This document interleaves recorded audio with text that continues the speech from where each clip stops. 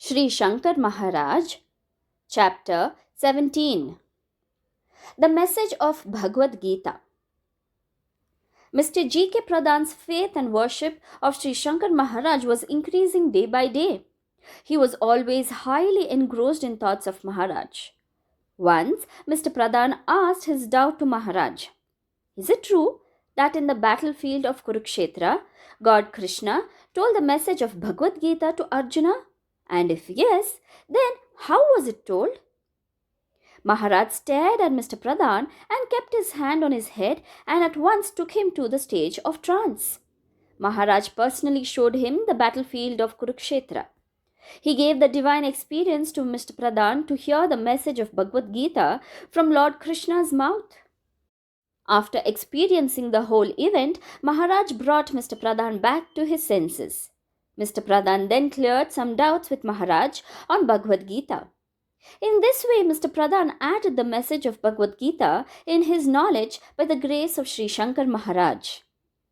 Once, Sri Shankar Maharaj was very happy with Mr. Pradhan and asked, "What do you want?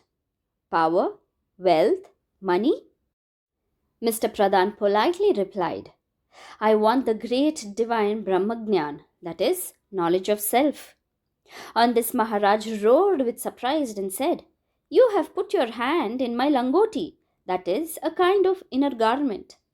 But within a second, Maharaj blessed him and replied, "Tatastu," that is, your wish would be fulfilled.